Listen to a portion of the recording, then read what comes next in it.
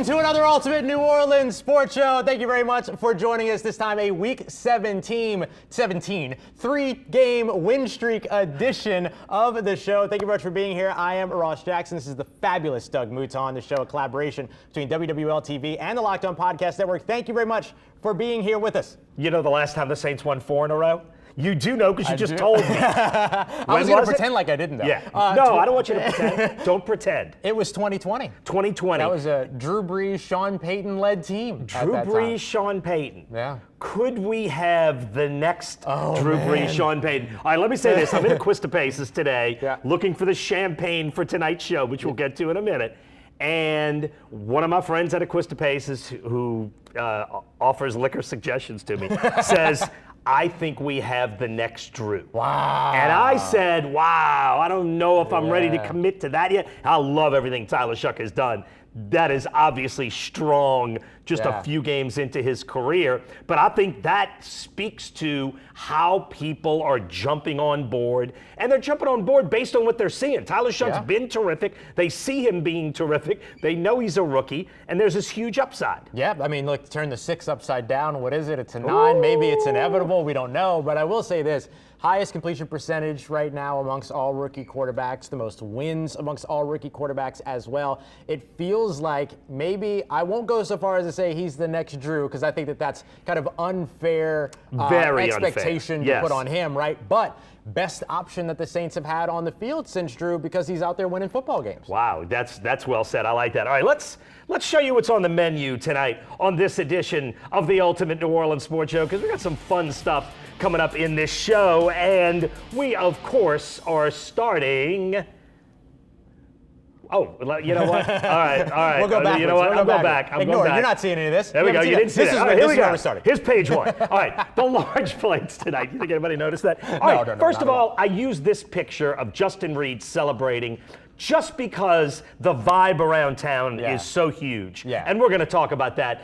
People buying in and believing. We're also going to talk about the 2 veterans who may or may not have played their last home game in the Superdome. Right. And then the small plates, which you didn't just see. Yeah, you didn't see this at all. So we're going to be taking a look at Kellen Moore, the way that this team has changed and shaken up over time. And one of our guests that we'll have today wrote a fantastic story about some of the things that he's implemented over the course of the season and how it's paid off. We'll dive into all that. And then, of course, we'll also be taking a look at this defense. There's Nathan Shepard forcing a fumble right there on rookie starting quarterback Brady Cook last week. And this is one of the best defenses we've seen in New Orleans in a while. No question about that. And, all right, this is where I accidentally started this. Because, all right, Pro Football Focus, which is an analytic website, and I know it's imperfect, but they hold every player to the same criteria. Same criteria, yep. These are the 5 rookie quarterbacks who have played significant snaps or enough snaps this season to qualify, and this is how they grade those 5 quarterbacks. Tyler Shough, the best of the 5, the 17, is how he ranks among all NFL quarterbacks. Okay. So almost in the top half of starters, and you can see significantly better than Jackson Dart or Cam Ward. There are only 41 quarterbacks that qualify, so the 2 Cleveland Brown rookies are number 40 and number 41. Womp womp. Womp womp, which, yes, then the Cleveland Browns are in the market for a starting quarterback. All right, our dinner guest tonight, Matthew Parrish from the Times-Picayune and NOLA.com. And as Ross said, Matthew wrote a great article about how some of the team-building exercises from 6 months ago are now paying off. Sort of the Mr. Miyagi thing that I talked about a few weeks ago. Everything about Kellen Moore is based on the long haul. Yeah. And it's paying off. Yeah. Seth Lewis does a spectacular job. Seth Lewis brings the greatest vibe to this show of anybody. To anywhere he is. Well said. I agree. And you're making the last call. Yeah. Christmas week. Christmas. What do we have? Classic. We're going to hit him with a French 75. And we're going to go classic. We're going to go cognac French 75 here. This is a fantastic drink, very light. If you've not had one before, you're about to fall in love with it. Yeah, French 75s are awesome. All right, just to tell you where the Tennessee Titans are right now, they are 3-12. They have the 5th pick in the draft right now. Their offense has not been good, second to last in the NFL, and Cam Ward is the 34th rated passer, because there's only 32 teams. That means some teams have 2 quarterbacks rated higher than Cam Ward. Although he's coming off his best performance of the year. Saints defense, 8 sacks this past Sunday, and the Tennessee Titans have given up 51 sacks. Yeah, and all 51 of those are Cam Ward, by the way. He's poor actually guy. tied for, he's not tied, he actually holds sole placement for number 2 most sacked quarterback in the NFL, only one behind Geno Smith at 52. Yeah, that is rough. So that could be a feeding frenzy for the Saints in that sense. The game kicks off at noon in Nissan Stadium in Nashville. You can only see it here on Channel 4. The Saints, 3-point favorites. They were 4.5-point favorites last week, but they're on the road 3-point favorites, which means Las Vegas thinks they're about 6 points, 5.5 to 6 points better than the Titans, which I think is accurate from where we stand right now. This is becoming a habit. It is. The Saints as favorites is something special.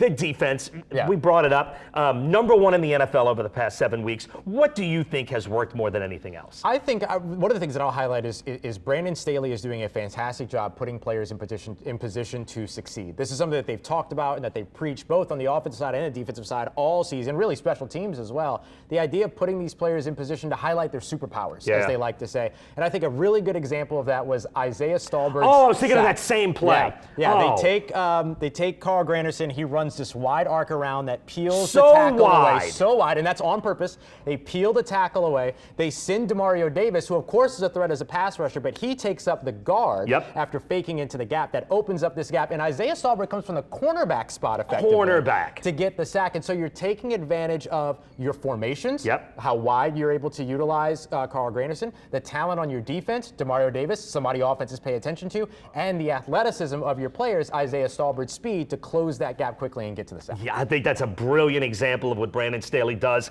It was a look that I'm not sure I've seen out of the Saints this year. Certainly with Stallbird splitting the gap, and he can fly. I remember watching that during the game and literally my jaw dropping. Just from this is what Brandon Staley does. Absolutely, 100%. I remember looking at that. I think I tweeted out. I said, "Oh, Isaiah Stallbird's in for this play," and then there he goes. I mean, just fantastic stuff there, and using the talents of the players well. All right, it is time now to bring in our guests. We're going to have Seth, and Matthew when we come back on the Ultimate New Orleans Sports Show.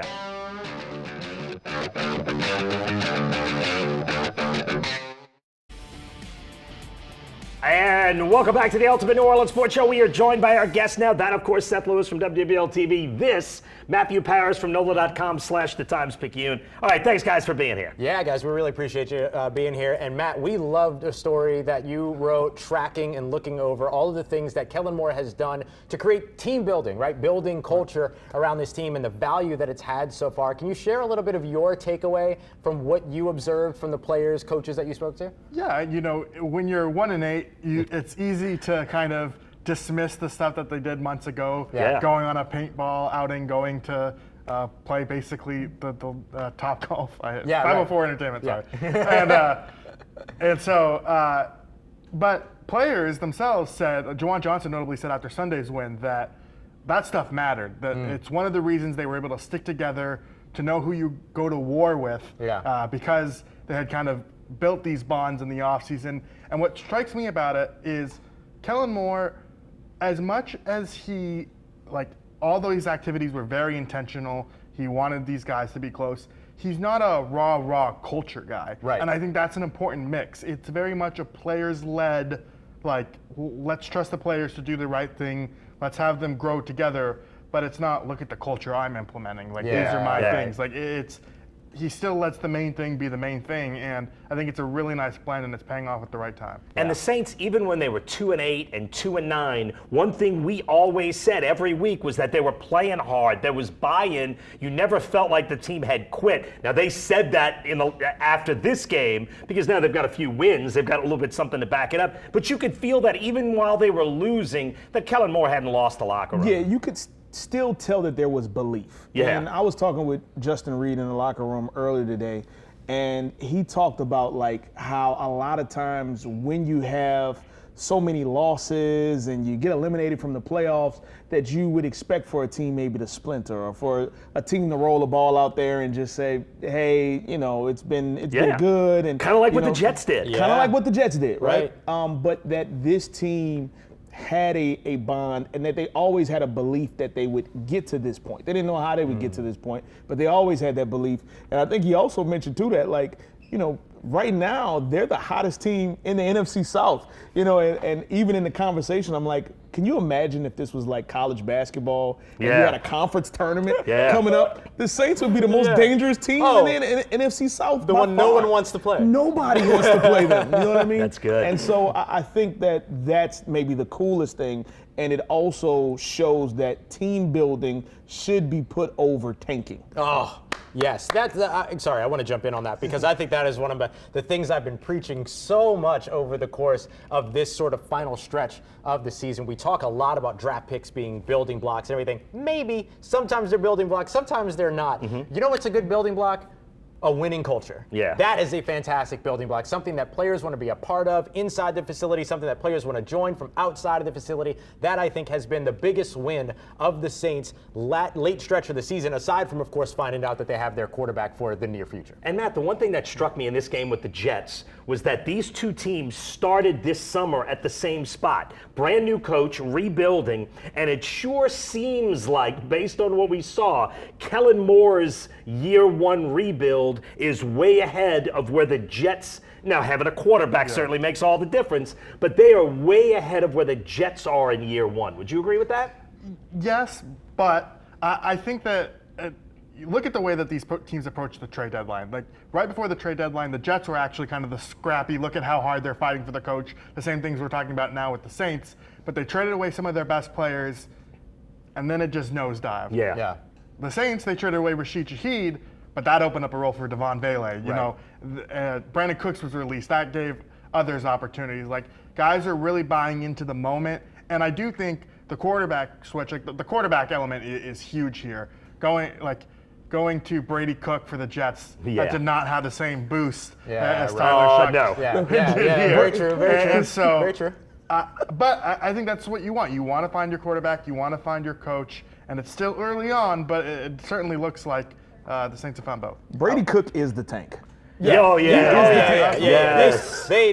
full tank mode right now. I will say that how you find your quarterback matters. I spoke to John Butchko, who's our Locked On Jets host, before the game up again between the Saints and the Jets. And one of the things that he talked about was that the reason why the Jets are in their fifth rebuild in 15 years, his words, not mine, is that they traded all of their assets away to get the quarterback and then couldn't build around the quarterback, and therefore the quarterback was unsuccessful. So it was this weird cyclical, sick kind of situation. Whereas New Orleans gets their quarterback potentially at the number 40 overall pick without having to give up assets. Asset management, of course, a big part of it. Speaking of kind of where this team can go next, this weekend taking on the Tennessee Titans in Nashville. Let's get to our boil water advisory here and what it is that we're most concerned about. Everybody knows the boil water advisory. You get it and you go, you groan. So what is it that maybe makes you most concerned, maybe makes you cringe the most going into this matchup? Seth, can we start with you? Yeah, let's start with me. That's cool. I'm good with that. I think that for me, the boil water advisory is avoid the rat poison. You know, to borrow a term from a lot of coaches in college football. Avoid the rat poison. Like, look, everybody's feeling good. You're seeing second lines outside of the Superdome, right? Like, you're hearing people say the Saints are going to the Super Bowl, and they've been eliminated from the playoffs. Weeks. and that's great. Like, that's great for fan excitement. It's great for that building. But you can't smell your own stuff and feel like it smells good. You know what I mean? You got to still remember the position that you're in and remember, that boiled water. That's that boiled water right there. That water stinks. It does. So don't get caught up in your own hype. You know, continue to keep the focus where it needs to be. Yeah, you worded it better than I was going to, but that's exactly where I was going to go. You just stay grounded. You got there by being the scrappy underdog. Keep being that team. What is the Achilles heel on this team as you see it right now? Well, right now it might be the injuries. You know, the defense is playing so well. Everything's kind of going right from a vibe standpoint. But if Alvin Kamara, you know, they had a walkthrough today. He wasn't out there. If he can't go, Cesar Ruiz, another interior offensive lineman, is hurt and might miss his second straight game. And so that's the thing that's been so impressive is Tyler Shough's been able to kind of elevate his supporting cast. But at some point, is it going to catch up with them? Can they run the ball better? Because he can't do everything by himself. You know, you have to support your young quarterback. And Tennessee, they're playing better too. That would be another thing. I hope I'm not stealing anyone's point. But Tennessee is playing better than they have been for most of the season. Yeah, that's yeah. excellent. What you got? I think for me, it's Jihad Ward, it's Arden Key, it's those edge rushers that, and really defensive lineman Jeffrey Simmons that the Tennessee Titans bring to the table this week. You mentioned the injuries. The interior of the offensive line is loaded with backups right now. At one spot, it's a backup's backup, although William Sherman is somebody that's impressed the Saints so far, from my understanding. And so I think that that's going to be the thing that I'm most concerned about going into this one. The Saints have done a very good job not allowing a lot of pressure in terms of the overall landscape of the NFL, but their sack percentage is really high. When there's pressure, the sacks tend to happen. Tyler Shough, over his 7 games started, averages taking a sack about 3.4 times per game. It's the same as Cam Ward, who's got 51 sacks on the season, like we talked about earlier. So I think that for me, it's that defensive line of Tennessee and the Saints' ability to kind of ward it off, which could come down to the run game, but obviously there's injuries there too. Yeah, and I think that's an area where Shough could be better. Yeah. I think that was kind of a clear difference between Rattler and Shough. Rattler, in his second year, really started to avoid pressure. Yep. If you look at Rattler's rookie year's numbers, the sack rate was really bad. Yeah. But you could see Shough still being a little bit uncomfortable with the pressure, even as good as he is at extending plays and navigating a pocket.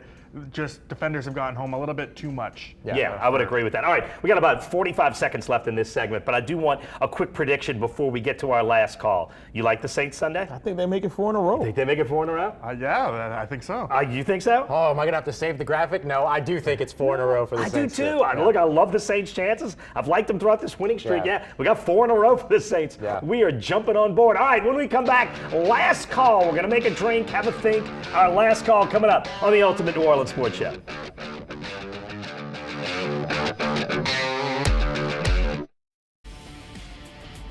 And it is time for our last call on the Ultimate New Orleans Sports Show. Ross dubbed it a drink and a think. Drink and a We think. make a drink and we give a final opinion. What are we making? Yeah, well, your favorite amateur bartenders here are going to be pulling together a classic. This one is a French 75. And we're going to go the classic way, the traditional way, which is with cognac. You can do gin as well if you prefer gin or you prefer clear liquor. But we're doing 1.5 ounces of cognac in each, or for each drink. We have a 1/2 ounce of lemon juice, a 1/2 ounce of simple syrup, and then you just top it off with some bubbly. We got some fantastic champagne here, and you're off and running. Usually we use champagne flutes, but in typical Ultimate New Orleans Sports Show fashion, you're getting martini glasses and you'll like it. You know, because somebody forgot to bring the champagne flutes. That somebody would be me. All right, last call. What you got, Matt? I want to go back to Sunday, focus on the old guys. Cam Jordan deserves to be back next year. Yeah. He's a free agent. I don't know. I don't think Cam Jordan even next year would get 8.5 sacks again. But what he means to this franchise, I agree. The role that he settled into as kind of this third edge rotational pass rusher is a really important role for teams to have. And so bring him back, get the contract done. I love that. do He'd come that. back on a 1-year deal, don't you think think? so. Oh, yeah. I mean, I think they will get that done. All right, Ross, you're going to go last, but Yep. we're going to switch sports. What you got, Seth? Well, look, I think my last call is on the Pelicans. And Yeah. I think a part of the vibes and a part of the reason why everybody's dancing outside of the Superdome and the arena is because of what the Pelicans are doing, too. They have a 5-game winning streak going on right now, and that is the second largest win streak currently in the NBA entering today. The Spurs are the only team with a longer win streak right now than the New Orleans Pelicans. Derek Queen has turned out to be a really nice story, especially when you think about so much criticism that has come from trading that draft pick. And so for him and Sadiq Bey, Zion Williamson coming off the bench, but the buy-in from everybody, I mean, it's just been a really cool thing to witness. And I'm going to piggyback on that. Seth and I didn't talk about what we were going to talk about for this, and we both had the same idea, except mine is about James Borrego. I think the Pelicans have their next coach. I love what James Borrego has done since taking over as the Pelicans head coach. He's mixing up rotations. He's not rooted to any one thing. He's changing things up in a beautiful way. They won't beat a really good Houston team last Thursday. Zion didn't play down the stretch because he wasn't effective against the length of Houston. Then the next game they come out against Indiana and he's crushing Indiana, so he scores 29. Borrego has mixed and matched and coached really well, and the team has bought in. Yeah, it's been awesome. Hey, how about this? Cheers to the city of New Orleans. Yes. Because you We got deserve 2 winning this. streaks going. You deserve this. It's fun. Especially Cheers at to the end New of Orleans this year. sports fans. Yeah, we absolutely. deserve it. 100%. Take a quick sip. Yeah. Classic. Yeah. I went a little heavy on the lemon, but it's good. I was going to say, But it's good. lemon It's very forward. lemony. It's very sweet. I know, Yes. Matt loves his sours. I don't so mean that in a bad way. No, but it's very good. Classic drink. All right, I'll wrap up here. For me, this was. Hey, Chris, how are you, buddy? This one's for Chris Olave. For me, the where we have seen Chris Olave perform here so far this season has been absolutely outstanding, especially going into last week's game where you saw him be the only option at the wide receiver position. The Jets knew it, the Saints knew it, and he still sets a career high with 148 receiving yards and 2 touchdowns. One tutty from Tyler Shough, another tutty from Tay himself, Taysom Hill. And so I love what we've seen from Chris Olave so far stepping into this role. He is now just 8 catches and 2 receiving touchdowns away from being the first ever New Orleans Saints player to have 100 receptions in a season, 1,000 receiving yards in a season, and 10 touchdowns in a season. He could be the franchise first to get that done. And I'll say this too, Matt, when you watched him post-game at that podium and he talked about where he was last year, about thinking about retiring at 24, if that didn't ingratiate him to you, then something's wrong with you, right? I mean, it was a moment of like personal opening up that, I mean, I'm sitting in this post-game press conference where you don't get stuff like that often. Right. And I thought it was a beautiful moment. I mean, to admit that you were considering retiring at 24 years old, that's how serious his concussions were. But for him to bounce back from that, and something Kellen Moore today said too was, Chris Olave was there the whole offseason. He really bought in once he decided that he was going to play. He's had big moments, and he's had moments too where the drop against Miami, the way that he's responded to adversity every time has been really important. Yeah, absolutely. Yeah, and he seems to have bought in with Tyler Shough too. Well, and look, I was just going to say a last cheers to Taysom Hill. Yeah. Oh my God. One more. Yeah, one more cheers to Taysom Hill. For Taysom. First in the Super Bowl era with 1,000 passing yards, rushing yards, receiving yards. I think that he's a lock for the Saints Hall of Fame, but I also think he should be in the Saints Ring of Honor one day too. I love it. All right, we are out of time. Yep. You want to take us out? Oh, yeah, we'll do it. Hey, we appreciate it. We're going to go over to the WWL Plus app. It's free. Go download it. We got another half hour of conversation. Thank you very much for joining us here today on the Ultimate New Orleans Sports Show. We will see you again soon. Cheers. Happy holidays.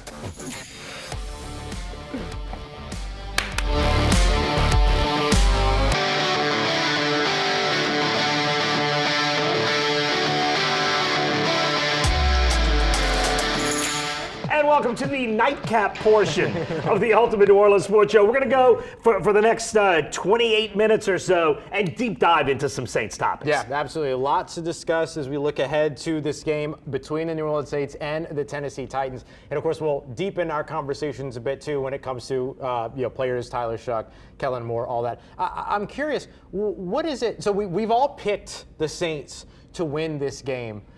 Matt, let me start with you. Why? Like, what is it that stands out and has changed kind of the confidence in this team? Well, the Titans are bad. Yeah, that helps. That helps. Not as bad as the Jets, but bad. Right. Yeah. But I would say I think it really starts with the defense and Tyler Shough. Those are the two things. I've mentioned that the 22 season kind of a lot in recent weeks. Of that team ended the season winning 3 games in a row before losing their season finale. But that was a team that was really built up by their defense, but they just didn't have the quarterback. The difference now is I think the Saints have found their quarterback. They've had a lot of momentum with Tyler Shough, and I just think you're seeing every week Shough building on kind of his strengths and improving his weaknesses. Before the Jets game, the Panthers sent a ton of blitzes. That was kind of an area where his numbers had been so-so, but really good against the blitz in that game. And so you're seeing that improvement week over week. And so, given that and then the quality of opponents, the last 2, kind of like the Saints to close the laying up 5 straight. Yeah, they could get the 5 in a row. My colleague Rod Walker brought up the possibility. I laughed at him, but I'm not laughing now. Yeah. And we could go either way with the defense or Shough, but let's go with Shough for now. What has impressed me is what Matt said, is that he has seen his flaws and worked on them and got better. We have seen real improvement in ways. Now, his traditional passing numbers still aren't great, but the eyeball test will tell you he's been better than the traditional numbers. Ross and I were talking, Derek Carr was just the opposite. His traditional numbers always looked better than what you saw, didn't look that good. Shough's the opposite. But Shough has improved on his negatives in a way that I think it's the biggest optimism building thing about him is that he improves on what's wrong. Yeah, I think what's so interesting because at the end of the live show, we were talking about Derek Queen, right, and the Pelicans. And there was a lot of talk with Tyler Shough coming out of the draft as far as like, okay, well, why did you pick Tyler Shough over maybe some of the other quarterbacks that were available, let's say, right? Right. And we saw a lot of clips surfacing of a bad throw in Indianapolis or a bad throw at Louisville. No excuse for necessarily those throws, but they were taking 2 throws out of all of the work and improvements and things that he had made in college, coming into the draft and putting himself in the position to be drafted within the first 2 rounds of the NFL draft. Yeah. And so I think what's cool for me about Shough is just how much he's won over this fan base. Yeah. Oh, right? yeah. You know what I mean? Like Big time. Like it could have gone a different way if it was rougher and it would still be like no matter like you said, his traditional numbers aren't great necessarily as of right now, but like we would still be able to say like, well, he's only had 7 starts. Yeah. This scenario of saying he's only had 7 starts is he's only had 7 starts. Right. You know what I mean? Right, Like, there's an extra right. That's pep good. in the voice of that because it's like if that's what he's doing from just sitting pretty much the first half of the season, right? And then having those 7 starts and having that time to learn from what Spencer Rattler was doing on the field as well as all of the various former quarterbacks on the staff. It's like, man, with a full off season of that knowledge and things of that nature. I mean, look, again, we talked about the conference tournament, you know, if this was a basketball season and it was a conference tournament like college, that the Saints would be the hottest team entering the NFC South tourney, right? Yeah. And I think that alone makes it scary. He's not just feeding on the Titans, which I wanted to steal your answer. They're just bad. Their 3 wins, one of them aggravated you because you had the Cardinals running back. Oh, the Cardinals, the way the Cardinals lost that game was the craziest loss of the year without question. So they beat the Cardinals off of a fumble at the goal line and a the fumble interception that turned into a touchdown. Whatever it was.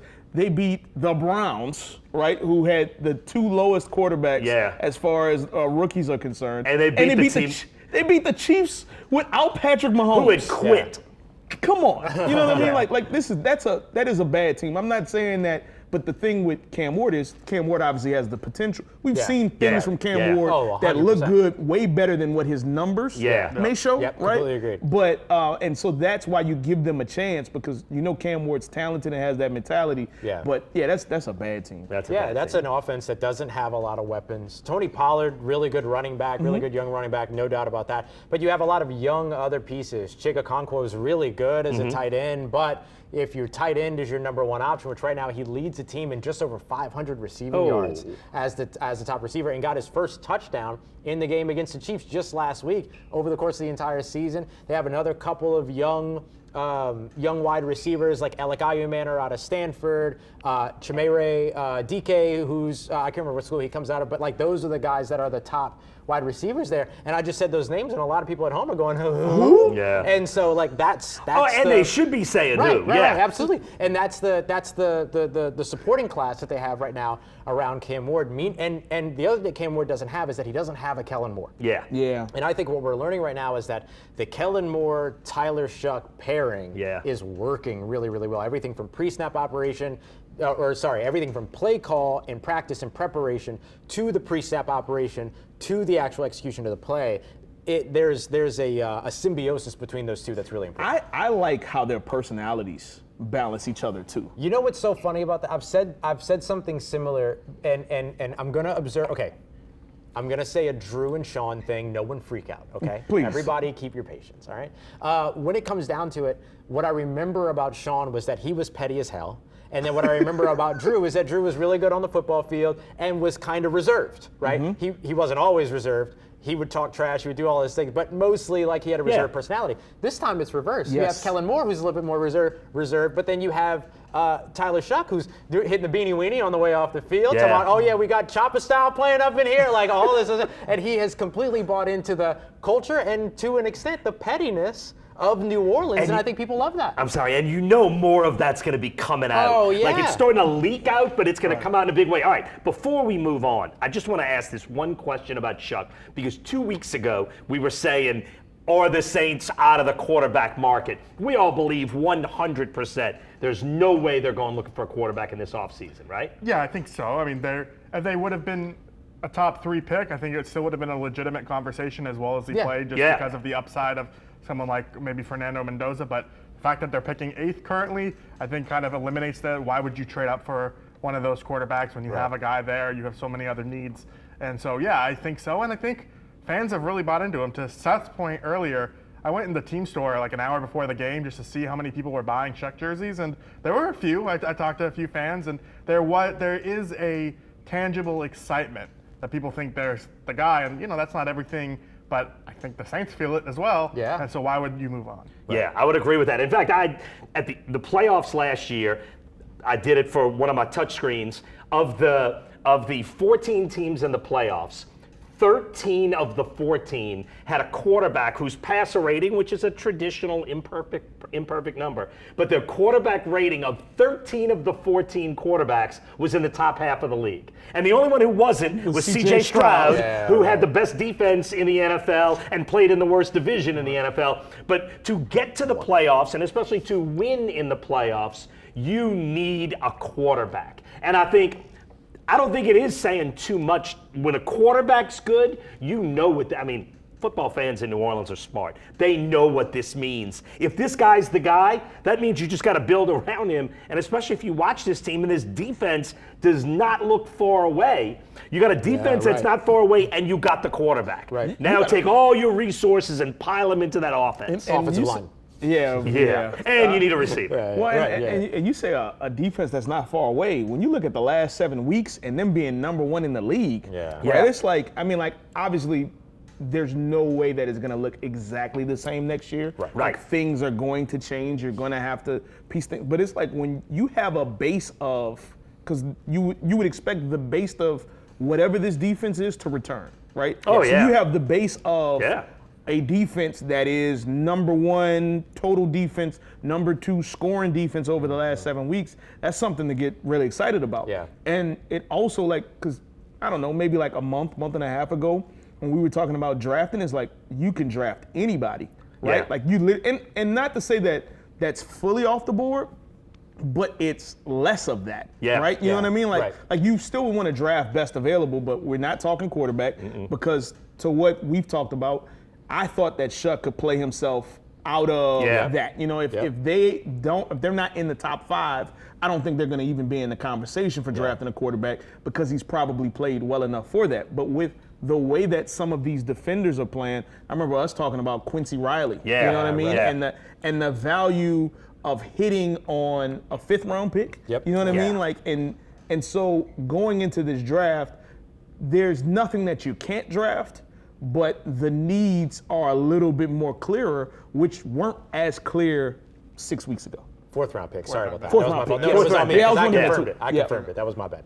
I completely agree. I mentioned earlier during the live show that the Saints have the quarterback of the near future. And the only reason why I put the qualifier of near there is because this gives you this season, these 7 games, I think you've seen enough, tell you that he's the quarterback for 2026. And then he gets the comfort of 17 games over the course of 2026 to prove he can be the franchise quarterback after that, right? You don't prove that in half of a season. That's too much to ask from any young quarterback. That's learning a system, learning how to work in the NFL. It's learning how to exist in this version of the game, and that's learning the offense and how to work with the head coach. And so I think that, you go into 2026, he's your guy. You build around him, build in front of him, build around him, and then you allow him to go out there in 2026 and prove that he can be the guy that elevates the talent that you put around him. Right. We just don't know how good he can be yet because is he Derek Carr or Andy Dalton, really good historical 2nd round picks, or is he Drake May? We don't know how good he's going to be and what type of steps he's going to take. Him being a bit of an older prospect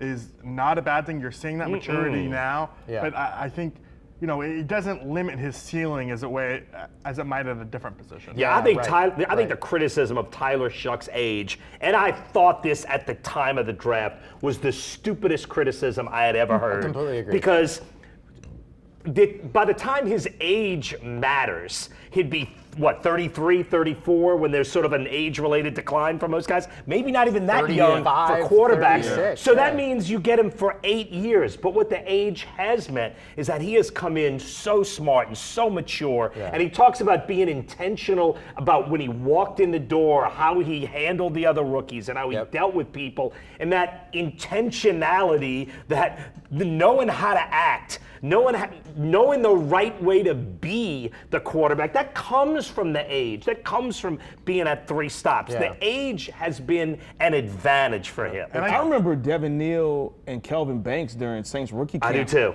Mentioning how at the hotel he was getting the offensive rookies together to go over the playbook and to go over okay, this is what we should expect at practice the next day. And I'm not saying that other quarterbacks aren't doing that, right? Like I'm not saying that because Cam Ward, for example, who they're going to go against this week, like Cam Ward has, even in wins, he said that's not good enough. Yep. You know what I mean? Like he is somebody that Tyler's doing a lot of the same stuff as that too. He's doing a lot of the same stuff. He's not playing for wins and losses. He's playing to a standard, right? And standard really good. ultimately is what gets you wins. Yep. That's what advances you in the playoffs. That's when you play in conference championships. That's when you play in Super Bowls. Is when you're not playing just for results. You're playing to a standard. We've seen that a lot with the Eagles this year, where they've won a lot of games, but their players, AJ Brown especially, has been like, hey, this is not good enough. Right. You know what I mean? Like we're not performing to a level, and like sometimes we think with an AJ Brown wide receiver, like, oh, he just wants the ball. He's like, no. I want anybody to get the ball. Right. Like this isn't good enough. And so I just think hearing those examples from rookie camp and him setting a tone like that told me at least he's got it up here. Yeah. You don't know about maybe the navigating of the pocket, right? Which I think has probably developed over time, right? Because I can think of moments even in the preseason where a rush happened and he threw it to Cesar Ruiz. Yes, I was thinking about that. You know what I mean? One. Yeah, I remember that play and said, ooh, that didn't look good. Yeah. You know, but so that development can happen, but having it up here, knowing how to connect with guys, knowing how to rally guys, you could tell from day one essentially that he at least had that part down. Yeah, and I think the age piece also represents how college football has changed. Yeah. Right? Like you think about Brandon Whedon, 12 years ago. An age 28 prospect. But, Shough's played at Oregon. He's played at Texas Tech. He's played at Louisville. He had, even with all the injuries, he still has 3 programs worth of experience to learn all this stuff. I remember at the Manning Passing Academy this past offseason, I was talking to Miller Moss, the quarterback of Louisville, who replaced Shough. And something he told me was that Shough was so good at changing the play at the line of scrimmage of when to recognize when to shift into a run. And I think you're really seeing that with the Saints now. This past game, Kellen Moore said it today, was he just changed so much at the line of scrimmage into really smart ways, that they're not giving him free range. A lot of these play calls that come in are one, you have one play call or a second play call, and then you're canceling the one based on the look, but he's recognizing the look, and that's where you're seeing the maturity and the age payoff. I just want to say real quick, he said Miller Moss. Is it Miller Moss? Yeah. No, it is Miller Moss. But you said Miller Moss, and I was like, from USC. And then he was like, Louisville. Oh, yeah, that's right. But that's how college football has changed? That's how college football has changed. Yeah, no doubt about it. And I want to go. Ross is refreshing drinks. And I'm going to go get some ice too. So I will be right back. Oh. I want to go back to Kellen Moore because everything about Kellen Moore has been this slow play, right? Has been this bringing things out, but you don't see the logic of it for months. And I think as a play caller and as an offensive tactician, he has gotten so much better. And it seems like if he and Shough started here, they're sort of going like this. They seem to be more in sync every week. Do you feel that the coach and quarterback are Look, we saw it with Sean Payton and Drew Brees. Mm-hmm. Yeah. It was the best connection. It was Belichick and Brady. Yeah. But I'm not saying they're anywhere near that. But you are seeing it get closer. Do you agree with that? I do, and what Ross was talking about earlier about how they kind of cancel each other out, or the yin and the yang. Yin yang. Yeah, like Shough was talking today about how he sends text to Kellen Moore about play ideas at 8 p.m. Kellen Moore doesn't respond until 1 a.m. and then Shough wakes up the next morning and sees his response. And they kind of play like it's the inverse. You have your millennial coach. And your Gen Z, who's up all night? Right. Yeah, and get to bed early, Mr. Shough, family man. And, it complements each other in a really good way. And another thing I would say about Kellen Moore is he's very intentional and not in a showy way, but like with some of the plays that he's had in terms of, you think about the play. Nick Underhill at New Orleans Football, he pointed this out, was the play that Taysom Hill scored on, that receiving thing, the receiving touchdown was called back. That was the same formation that the Saints ran with Devin Neal the week prior, where Neal scored the touchdown. So the Jets were expecting run there. They went pass. But then I was talking to Kelvin Banks today, and Banks said that they ran a version of that play like early in the season, week 1, week 2. So he just teases things out there, and it pays off later in the season. And I think that you're seeing that team-wide right now. You know what's so funny? When you were talking about the both of them being in sync, the first play I thought about was the play that got called back from Taysom Hill. Oh, yeah. You know what I mean? Like, 'cause that was such a nice, it was a toss, it was a fake toss, and then they found Taysom Hill, but I believe it was an ineligible receiver downfield. But I just thought that showed like how much Kellen Moore is getting, as they would say, as the kids would say, more into his bag. Yeah. You know what I mean? Like he's showing some more of that creativity. And I always thought, like, we've always had, and it's not even answered yet as far as like temperament when it comes to a head coach, right? And how he is.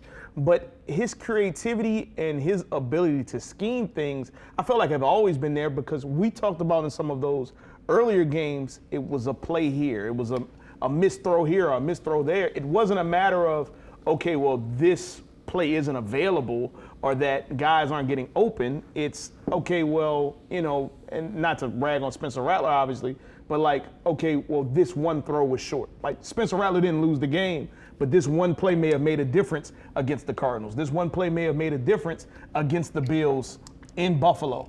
And so it has been like really interesting and cool to see how much they've come in sync and how much that Shough has made some of the playbook maybe come alive even more. Yeah, and the other play that I was thinking of, actually 2 plays that, when I talk about the game that Kellen Moore and Brandon Staley had, one, the action of Shough rolling left and doing the inside pitch to Taysom Hill coming back right. That was a variation on the theme of Shough running. Everybody going that way, because obviously he was good at it against Tampa. They reversed that, and variations on a theme, like you said. But then the other play was Jonas Sanker talked after the game about his interception, and Sanker had a great game against the Jets. His play, they knew that formation, they knew the pattern coming. Yep. They even warned him, here it comes. He jumped the route, made the interception. I mean, that's coaching. Yep. And they won that game in every phase. They won it offense, defense, special teams, but they also won it in a 4th phase. They outcoached them. Yeah, no, it is. And I think if we're going to shift to the, I don't know, it's your guys' show, you lead wherever you want. You shift where you want to shift. Go wherever you want. If we're talking about the defense, I think the defense under Brandon Staley is very intentional. I was looking at the numbers on Next Gen Stats out of the game. I was shocked that the Saints only had 11 pressures in that game, but they had they had it's 8 carbonated. sacks. Yeah, okay, great. They had 8 sacks, and so the pressure. Like, you think about last year with this team, and we talked. Chase Young's a perfect example. All the pressures in the world, no sacks. The Saints are getting sacks now, but it's still very much like what's exciting about the Saints' future is it's still very much in the early stage of it. This is a team that needs like another dynamic pass rusher. Yeah, I agree. Really I badly. agree. But you're seeing them get by on the the foundation. They're establishing the foundation this year. Yeah, I love what we saw there. 75.7% of their pressures turned into sacks in this game. And they're top 5 in the NFL across the entire season, turning pressures into sacks. So even though they're not a high pressure team, they are a high sack conversion team. It's one of the reasons why they're 3 sacks away from having 40 sacks in the season for the first time since 2022, which was Ryan Nielsen's last year before the disaster that was Todd Grantham took over on the defensive line and everything. Yeah, ask Cam Jordan. Cam Jordan will retweet that. Cam Jordan will retweet that. And so I'll probably clip this segment on the show. Right. And so like, I think that is a huge part of what they've done so well is not only have they coached this team so incredibly well to understand, hey, when you see 3-by-1, know that the special is coming across the middle so you can crash down, all those things, but also just the fundamentals of, hey, when you get there, here's how to finish the play. We even saw it improved in Isaiah Stallbird. We were talking about Isaiah Stallbird's sack during the live show, and a big thing that we've seen Isaiah Stallbird do is be in position, but maybe over pursue sometimes. He jumped clean over Kirk Cousins one week and then turned around and then got the play done, and there were a lot of jokes made about that, but then it became a coaching point. And then this week, he gets one of the Saints' 8 sacks because he shoots a gap from the cornerback spot effectively and everything. And so I think that the coaching in terms of system and scheme, meaning system versus system when we say scheme, and then also the corrections that have to be made all around. Tyler Shough talked about being very hard on himself in his notes that he writes and things like that. Like, that's such a huge part of why they found success here down the stretch. I want to ask this to every guest that we have between now and the draft, or between now and free agency. You're looking at this Saints team. What are the 1 or 2 or 3 top priorities for you? You got to get this, you got to get that, and maybe the difference between free agency and the draft. What are you thinking right now? Yeah, I would say edge rusher and wide receiver. This team really needs juice on offense, so probably wide receiver, but depending on how the board shakes out in terms of the draft specifically, like, I feel like they still need kind of the guy to complement or even to be above Chase Young. Chase Young has had a really nice season, but Carl Granderson is a little bit too hot and cold. Cam Jordan is really nice, but he won't be here forever, and he is, more effective playing less than 50% of the snaps at sometimes. I think you just need another guy to be that dominant ace. But, going back to Brandon Staley's time with the Los Angeles Chargers, he had Joey Bosa, Khalil Mack. Like, you need that 1 and 1A pair rather than an A and B. What do you think, Seth? Wide receiver and wide receiver. Wide receiver. Like, you got to get Shough help. Yeah. Wow, you're cutting out Jalen Polk, huh? That's hey, listen. If Jalen Polk works out, then cool, right? If some of the other people that they've acquired works out, then cool. But I think that you need a true one. And even with all that Chris Olave has done, he's had a really great bounce back season, especially considering that he considered retiring after last year. But you think about Tyler Shough and having, I'm just going to throw out ones, but like if he had a Jamar Chase at his disposal, Rumble High, Raider Pride. If he had a Justin Jefferson, at his disposal, Destrehan. Destrehan Pride. If he had a CeeDee Lamb at his disposal, Opelousas. If he had a Malik Neighbors at his disposal, there's a trend Lafayette, Como High. I'm just bringing up number 1 wide receiver, Brian Thomas.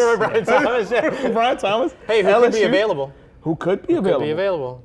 My whole point is that if he had a number 1 wide receiver, to go with Chris Olave, because I think Chris Olave is a part of their future at this point. It'll be interesting to see what the contract is ultimately, but I think that he's going to be in New Orleans, and I think that the Saints love him in part because of what we discussed, him professing his love for the Saints as well. I think that helps, and that's okay that it helps. A lot of guys have said that. Do you believe it? Do you believe that guys want to be here? I mean, they're all saying it, but do you believe it from Chase Young and Chris Olave and across the board? Yeah, I mean, Chris Olave, Chase Young, Charlie Smith, Taysom Hill, Cam Jordan, Juwan Johnson, like all these guys have Ugo Amadi, right? All these guys have said unsolicited. Like, they don't. Here's the thing: we're not asking them, hey, do you want to be here? Yeah. I asked Chris a follow-up question about that. Like, you want that extension, right? Of course, he wants the extension. And so I think there's that, but they're saying this unsolicited. They don't have to say it. It's not lip service because they ain't got to say nothing. I think about like Demario Davis's interview with Kay Adams, and just how much he raved about Kellen and they were a part of the same like draft class and Senior That's Bowl insane. class and all that stuff, which is insane. That's insane. Which is insane. Insane. But everything that DeMario said, I took it to be genuine. Yeah. And Yeah. nothing has wavered from the way that he spoke about him when they were in California Yeah. to now. Look Okay. at the focus of getting Taysom Hill, his 1,000, all those other Yeah. things. That speaks volumes. All right, Players we wanna got be a about part of that. 60 seconds left, and I do want to ask one quick question. Will Cam Jordan, yes or no, be back in black and gold next year? You think it's yes? think so, yeah. I think it's yes. I think it's yes. I think it's yes too. Yeah. What about Taysom Hill? I think Taysom Hill is a no. I think he It was retires. so emotional. I think it's not. I agree. That's my thinking too. I would go no or play in Denver. Or Yeah. no, or play in Denver. I would agree. I think it's no. I think it's a no or nowhere, though. Yes, I don't think know- it's no or nowhere. I think Denver calls him. Is Demario Davis back next year? Yes. Yeah, he's the ambassador to Paris, man. Yes. Oh, I like that. He can't leave. He I can't leave think until he's he a plays yes in Paris. too.